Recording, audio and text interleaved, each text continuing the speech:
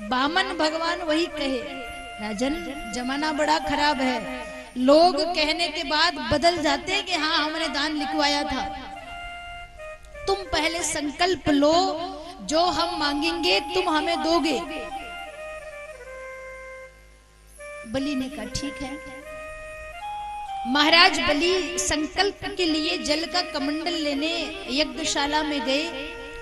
जैसे ही कमंडल उठाने लगे तो बलि के जो गुरुजी थे शुक्राचार्य जी, उन्होंने पूछा क्या बात है, कमंडल काहे को ले जा रहे हो? बलि ने कहा कि गुरुजी वो जो ब्राह्मण आया है ना, वो संकल्प लेने को कह रहा है, पहले संकल्प लो फिर मांगूंगा।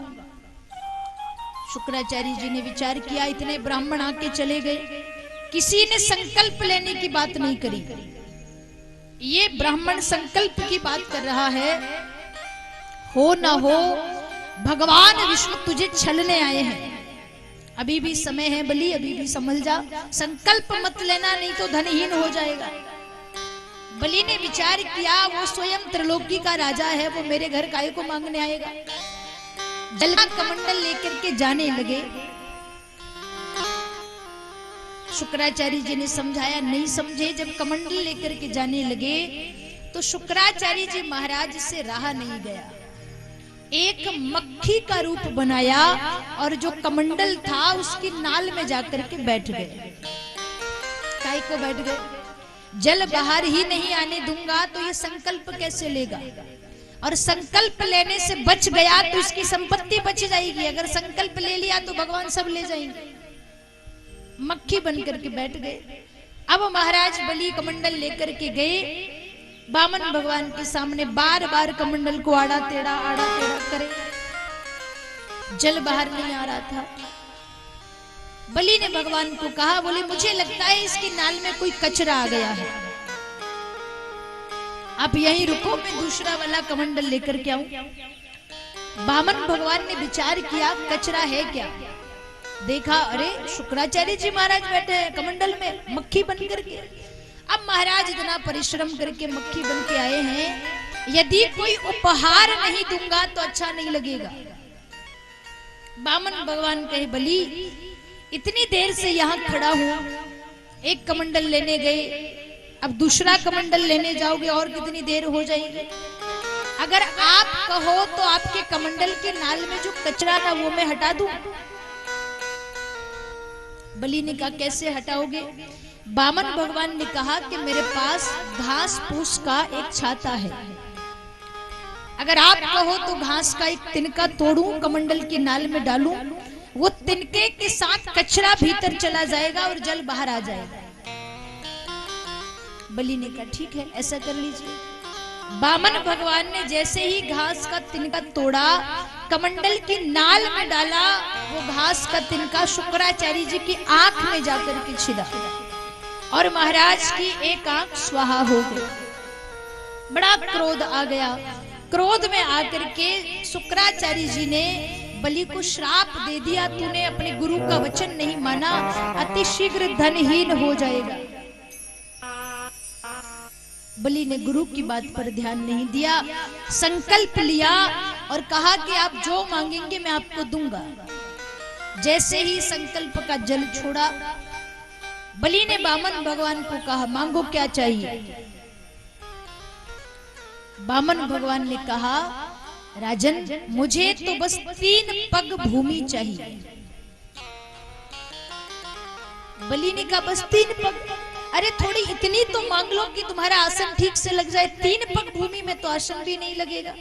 अब इतनी देर से संकल्प की बात कर रहे थे, संकल्प ला, कम से कम थोड़ा ज्यादा तो मांगो। आप कहो तो एक घर बनवा दूं, आप कहो तो मंदिर बनवा दूं, आप कहो तो आपका ब्याह करवा दूं।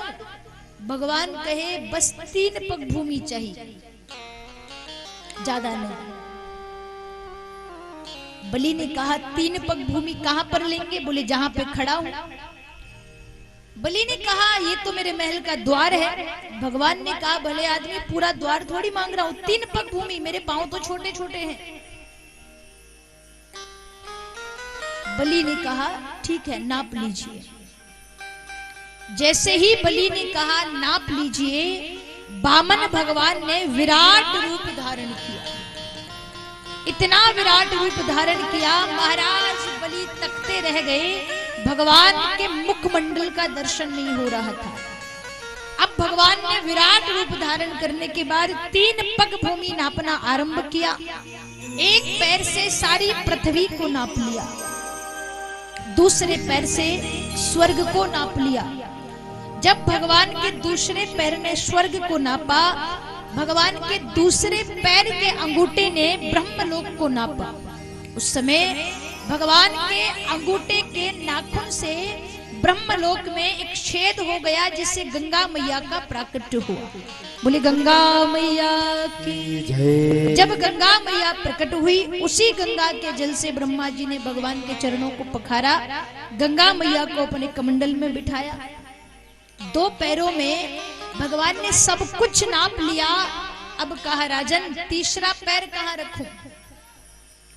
बलि ने कहा कि प्रभु, तीसरा पैर मेरे सिर पे रख लीजिए। वामन भगवान ने तीसरा पैर राजा बलि के सिर पर रखा। बलि का सर्वस्व भगवान नारायण का हो गया।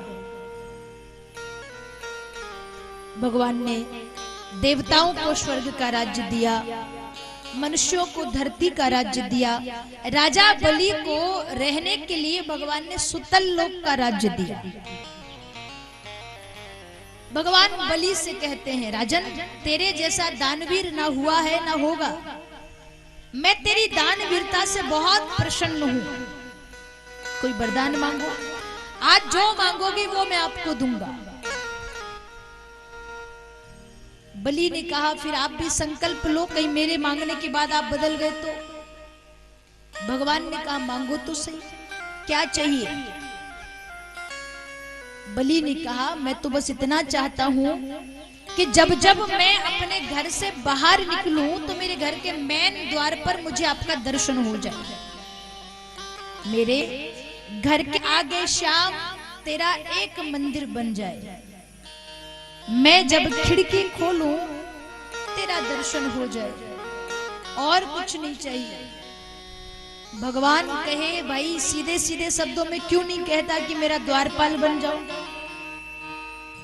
बलि ने कहा, प्रभु, इतनी मेरी हैसियत नहीं कि मैं आपको द्वारपाल बना सकूं। मैं तो निवेदन कर रहा हूं कि आप मेरे घर के द्वार पर जब जब मैं आऊं आप मुझे दर्शन दे दे।